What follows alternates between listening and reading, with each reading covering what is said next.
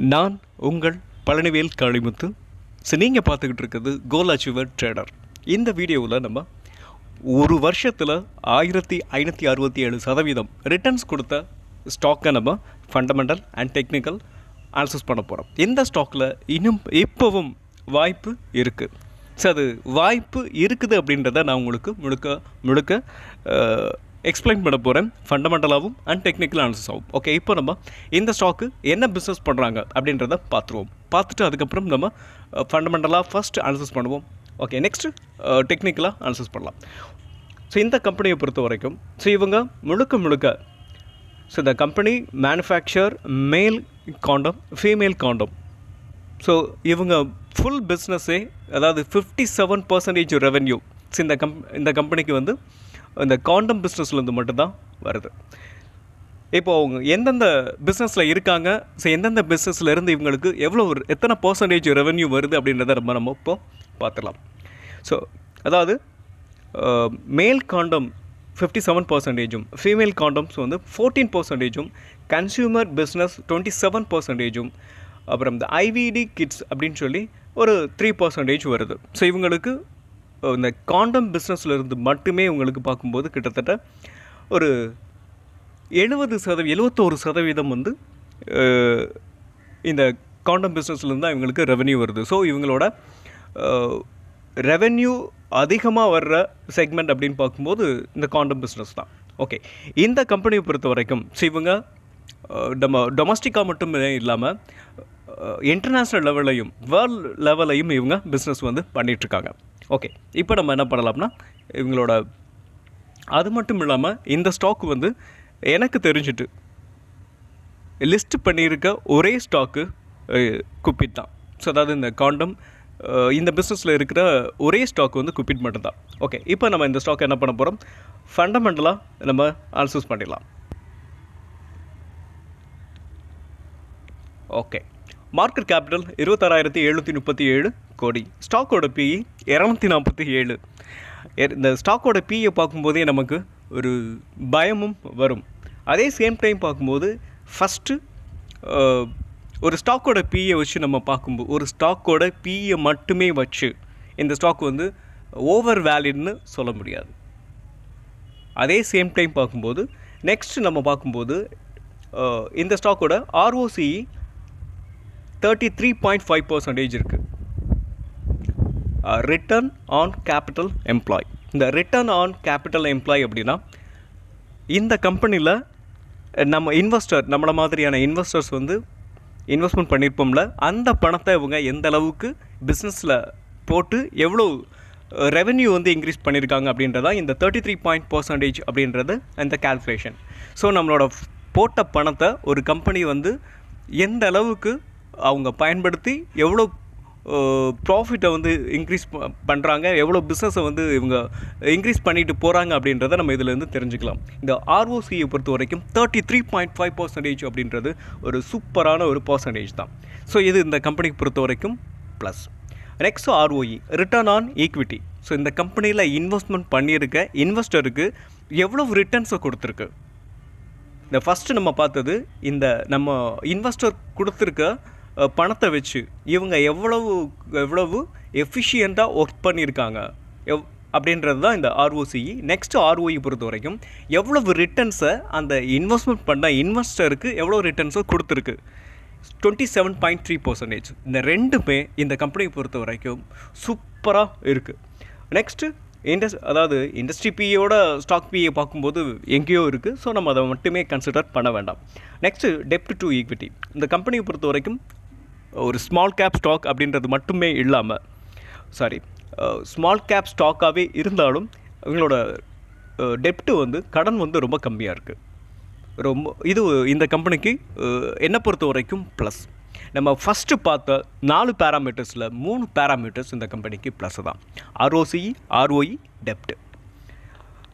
Next அப்படின்னு பார்க்கும்போது இந்த கம்பெனியோட ப்ரமோட்டர் ஹோல்டிங் 46% இருக்குது. ஸோ ஒரு டீசெண்டான ஒரு ஹோல்டிங்ஸை வந்து ப்ரமோட்டர் வந்து மெயின்டைன் பண்ணிட்டு வராங்க. ஸோ நெக்ஸ்ட்டு பார்க்கும்போது பிஜி ரேஷியோ 4.83% இருக்குது. இது கொஞ்சம் வேலிட் அதிகமாகவே இருக்குது அப்படின்றதுனால இங்கே காட்டுது. அது மட்டுமே இல்லாமல் இந்த பிஇ அண்ட் பிஜி ரேஷியோ மட்டுமே வச்சு இந்த ஸ்டாக்கை வந்து நம்ம கால்குலேட் பண்ண முடியாது. ஏன் அப்படின்னு சொல்கிறேன்னா, இந்த ஸ்டாக்கு வந்து 20 ரூபாயிலிருந்து இப்போது இவ்வளோ 1567% கொடுத்துருக்குன்னா அவங்களோட ரெவென்யூ இதுக்கான காரணமாக இருக்கும். அவங்களோட ரெவென்யூலேருந்து இவங்க எவ்வளோ ஆப்ரேட்டிங் ப்ராஃபிட் மார்ஜின் நல்ல ஒரு மெயின்டைன் பண்ணிட்டு வருவாங்க. ஸோ இந்த ரீசனால் தான் இந்த ஸ்டாக் வந்து தொடர்ந்து முன்னேறிட்டு போகுது. ஓகே, அது அப்புறமா நம்ம பார்க்கலாம். நெக்ஸ்ட் அப்படின்னு பார்க்கும்போது எஃப்ஐ ஹோல்டிங் பார்க்கும்போது 1% தான் இருக்குது. டிஐ ஹோல்டிங் பொறுத்த வரைக்கும் 0.17% தான் இருக்குது. ஸோ இதுவும் எஃப்ஐ டிஐ பொறுத்த வரைக்கும் இவங்க ரொம்ப கம்மியான அளவுக்கு தான் இன்வெஸ்ட்மெண்ட் பண்ணியிருக்காங்க. நெக்ஸ்ட் இந்த ஸ்டாக்கை பொறுத்த வரைக்கும் ப்ளஸ் அப்படின்னு பார்க்கும்போது நம்ம குவார்ட்டர்லி ரிசல்ட்ஸை பார்க்கலாம். குவார்ட்டர்லி ரிசல்ட்ஸை பொறுத்த வரைக்கும் இந்த ஸ்டாக்கு இந்த மார்ச் மாத ரிசல்ட்டை நம்ம இப்போது பார்க்கலாம். இந்த மார்ச் ரிசல்ட்டை பொறுத்த வரைக்கும் இங்கே பாருங்கள், அதாவது 132 கோடி ரெவன்யூ பண்ணியிருக்காங்க. ஸோ குவார்ட்டர்லி ரிசல்ட்ஸை நம்ம வந்து அனலைஸ் பண்ணும்போது இயர் ஆன் இயர் தான் நம்ம அனலைஸ் பண்ணணும். ஸோ இயர் ஆன் இயர் அப்படின்னா இந்த 2026 மார்ச் ரிசல்ட்டை நம்ம அனலைஸ் பண்ணணும் அப்படின்னா 2025 மார்ச்சோட கம்பேர் பண்ணணும். ஸோ அப்படி கம்பேர் பண்ணும்போது 2025 மார்ச் 61 கோடி, மார்ச் 2026 132 கோடி, கிட்டத்தட்ட டபுளுக்கும் மேலேயே ரெவென்யூ இன்க்ரீஸ் ஆகிருக்கு. ஓகே, நெக்ஸ்ட் இவங்களோட ஆப்ரேட்டிங் ப்ராஃபிட் மார்ஜின் எந்த அளவுக்கு இருக்குது அப்படின்றத இப்போ நம்ம பார்க்கலாம். ஆப்ரேட்டிங் ப்ராஃபிட் மார்ஜின் பார்க்கும்போது 38% இருக்குது. ஸோ இதை வந்து நம்ம இயர் ஆன் இயர் பார்த்தோம்னா 30% வந்து இயர் ஆன் இயர் இருக்குது. இப்போ ஒரு 8% வந்து இன்க்ரீஸ் ஆகிருக்கு. ஸோ இங்கே நம்ம நோட் பண்ண வேண்டியது ரெவென்யூ நல்லாவே டபுளாக இருக்குது. அதே சேம் டைம் பார்க்கும்போது ஆப்ரேட்டிங் ப்ராஃபிட் மார்ஜின் அந்தளவுக்கு இன்க்ரீஸ் ஆகலை, பட் சேல்ஸ் வந்து டபுளாக இருக்குது. இது வந்து ஆப்ரேட்டிங் ப்ராஃபிட் மார்ஜின் இன்க்ரீஸ் ஆகிருக்கு, பட் ரெவென்யூ இன்க்ரீஸ் ஆன அளவுக்கு இன்க்ரீஸ் ஆகலைனாலும் இந்த ஸ்டாக்கை பொறுத்த வரைக்கும் இந்த ரெவென்யூ டபுள் த டைம் அதிகமாக இருக்கிறதுனால இந்த ஸ்டாக்கை பொறுத்த வரைக்கும் ரொம்ப ரொம்ப இம்பார்ட்டண்டான ஒரு விஷயம். ஸோ இது மேலும் இந்த ஸ்டாக்கு மேலே போகிறதுக்கான வாய்ப்புகள் இந்த நான் சொன்னேன் இல்லையா, ரிசல்ட்டுனால தான் இந்த ஸ்டாக் வந்து மேலே போய்கிட்டே இருக்குது அப்படின்னு சொன்னேன். ஓகே, இந்த ஸ்டாக்கை நம்ம ஒரு ஆங்கிள் இருந்து பார்த்தோம் அப்படின்னா, ஸோ 2023 மார்ச்சிலேருந்து நம்ம பார்க்கும்போது ஒரு நல்ல ஏற்றம் இருக்கும். 42, அதாவது மார்ச் 2023 42 கோடி, அடுத்து 35 36 கொஞ்சம் டவுன் ஆகிருந்தாலும் இதுக்கப்புறம் வந்து ஒரு நல்ல ஏற்றத்தை கொடுத்துருக்கும். 2023 டிசம்பரில் 40 கோடி, 66 கோடி, 44 கோடி, 47 கோடி, 51, 61, 65, 90, இப்போது அடுத்து 104, இப்போ 132. இந்த லாஸ்ட்டாக இந்த 44 2024 கண்டினியூவாக பார்க்கும்போது 2, 4, 6, 8 குவார்ட்டர்லி ரிசல்ட்ஸ், ஒவ்வொரு குவார்ட்டர்லி ரிசல்ட்ஸும் லாஸ்ட் 8 குவார்ட்டர்லி ரிசல்ட்ஸை பார்க்கும்போது இது ப்ரீவியஸ் குவார்ட்டர்லி ரிசல்ட்டை விட ரெவென்யூவை விட அதிகமாக தான் ரெவென்யூ வந்து ஜென்ரேட் பண்ணிகிட்டே போகிறாங்க. ஸோ இந்த ரீசன்னாலையும் இந்த ஸ்டாக் வந்து மேலே தொடர்ந்து புது உச்சத்தை தொட்டுக்கிட்டே இருக்குது. ஓகே, ஸோ நெக்ஸ்ட் நம்ம என்ன பண்ணலாம்னா ப்ராஃபிட் அண்ட் லாஸ் அக்கௌண்ட்டை ஸ்டேட்மெண்ட்டை பார்க்கலாம். இந்த ஸ்டேட்மெண்ட்டை பொறுத்த வரைக்கும் நம்ம நம்பரை பார்க்குறத விட இந்த பர்சன்டேஜ் வைஸாக பார்த்தோம்னா இன்னும் நமக்கு இது புரியும். ஸோ காம்பவுண்டட் சேல்ஸ் க்ரோத் அப்படின்னா ஒட்டுமொத்த வருவாய் வளர்ச்சி last 10 years 20%, last 5 years 22%, last 3 years பார்த்தீங்களா 35%. இப்படிப்பட்ட ஒரு ஸ்டாக் வந்து கண்டிப்பாக மேலே போகும். இதுவும் இந்த ஸ்டாக்குக்கு ப்ளஸ். காம்பவுண்டட் ப்ராஃபிட்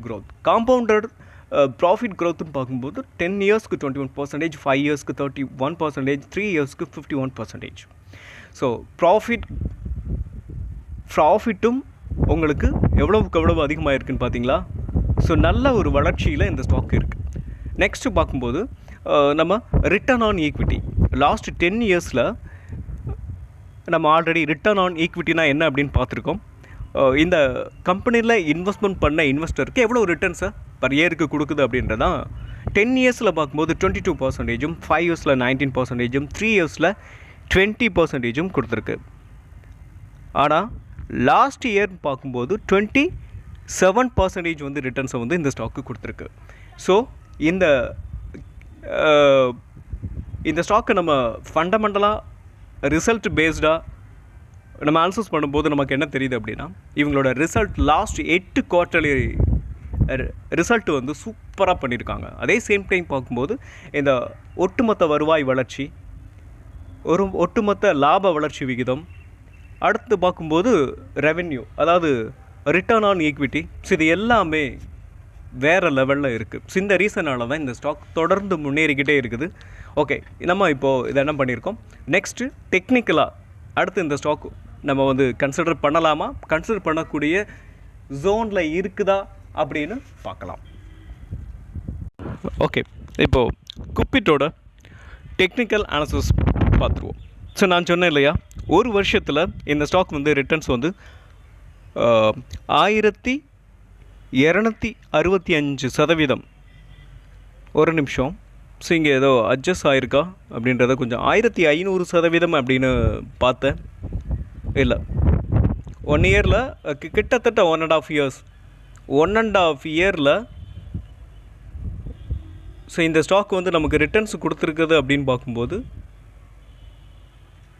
இது கொஞ்சம் கரெக்டாக வச்சுக்கிறேன், ஆமாம் 1500% வந்து ரிட்டர்ன்ஸ் வந்து கொடுத்துருக்கு அப்படின்னா சார் நம்ம நம்ப முடியுமா? சார் நம்ப முடியாத அளவுக்கு இந்த ஸ்டாக் வந்து போயிருக்கு.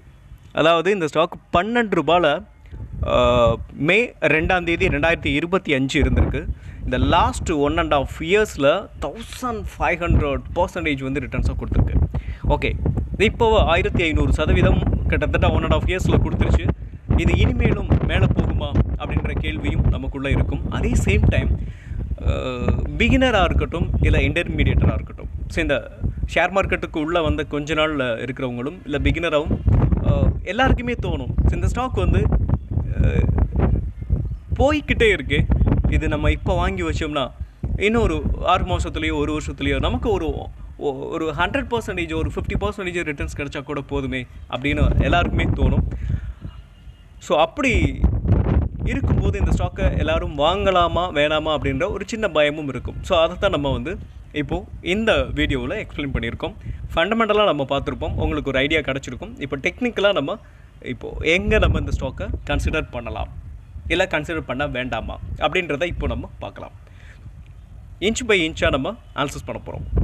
ஓகே, ஸோ இப்போ நான் மந்த்லி சார்ட் எடுத்திருக்கேன். ஸோ மந்த்லி சார்ட்டை பொறுத்த வரைக்கும் நம்ம எதுக்காக இங்கே வச்சுருக்கோம் அப்படின்னா, லாஸ்ட் மந்த் வந்து ஒரு சூப்பரான ஒரு ரேலியை இங்கே போஸ்ட் பண்ணியிருக்கோம். அதாவது இந்த மந்த் இன்னும் கம்ப்ளீட் ஆகலை அப்படின்றதுனால இந்த ஒரு இந்த ஒரு 4-5 டேஸை வந்து நம்ம கால்குலேட் பண்ண வேணாம். இந்த ப்ரீவியஸ் மந்த்தை பொறுத்த வரைக்கும் ஒரு சூப்பரான ஒரு கேண்டில். அதே சேம் டைம் பார்க்கும்போது இங்கே இன்னும் மந்த்லியில் பிரேக் அவுட் கொடுக்கல.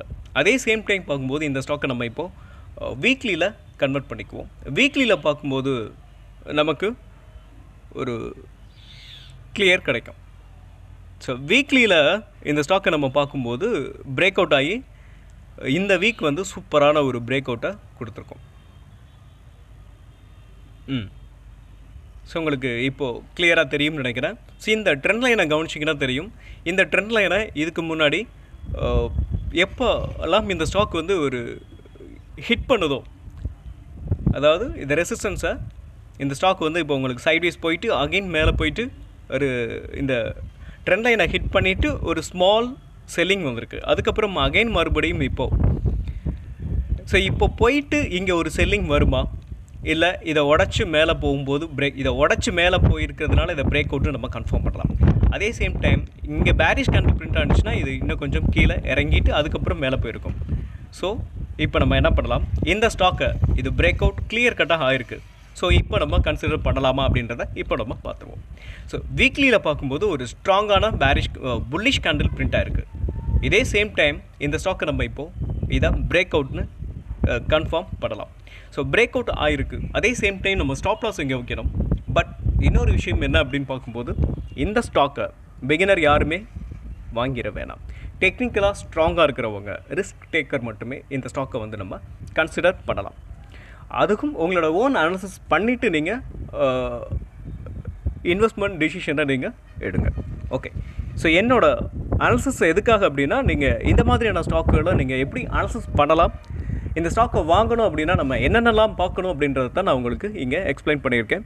ஃபண்டமெண்டல் அண்ட் டெக்னிக்கல், அதே சேம் டைம் ரிசல்ட் பேஸ்டாகவும் நம்ம என்ன பண்ணணும், ஒரு ஸ்டாக்கை எந்த அளவுக்கு தொடர்ந்து மேலே போயிட்டுருக்க ஒரு ஸ்டாக்கை நம்ம வாங்கணும்னா அதுக்கு நம்ம என்னெல்லாம் பார்க்கணும், ஸோ நம்ம என்னெல்லாம் அனாலிசிஸ் பண்ணணும் அப்படின்றது தான் முழுக்க இந்த வீடியோவில் நான் உங்களுக்கு கொடுத்துருக்கேன்.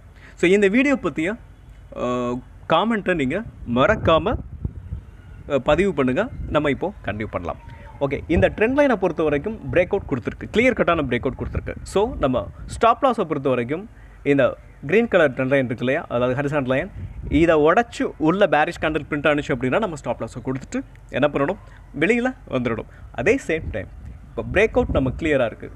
டார்கெட்டை பொறுத்த வரைக்கும் நீங்கள் ஸ்விங் ட்ரேடிங்காக நீங்கள் வாங்குறீங்க அப்படின்னா 10% 15% வச்சுக்கோங்க. ஒரு ஷார்ட் டேர்முக்காக வாங்க போகிறீங்க அப்படின்னா இன்ச் பை இன்ச்சாக இந்த ஸ்டாக்கோட நியூஸாக இருக்கட்டும், ரிசல்ட்டாக இருக்கட்டும், இந்த கம்பெனியோட அனௌன்ஸ்மெண்ட்டாக இருக்கட்டும், இவங்களுடைய பிஸ்னஸ் என்னென்ன பண்ணுறாங்க, ஆர்டர் எடுக்கிறாங்களா, என்ன மொத்தத்தையும் ஃபிங்கர் டிப்ஸில் வச்சுருக்கணும். ஏன் அப்படின்னு சொல்லணும்னா, இவ்வளோ பெரிய ஒரு ரேலியை போஸ்ட் பண்ணிவிட்டு அகைன் நியூ ஹையை க்ரியேட் பண்ணிக்கிட்டே போகிற ஒரு ஸ்டாக்கை நம்ம கையில் பிடிக்கிறோம் அப்படின்னா எல்லாத்துக்கும் தயாராக இருக்கணும். இந்த ஸ்டாக்கை பற்றிய நியூஸ் எல்லாமே ஃபிங்கர் டிப்பில் இருக்கணும்.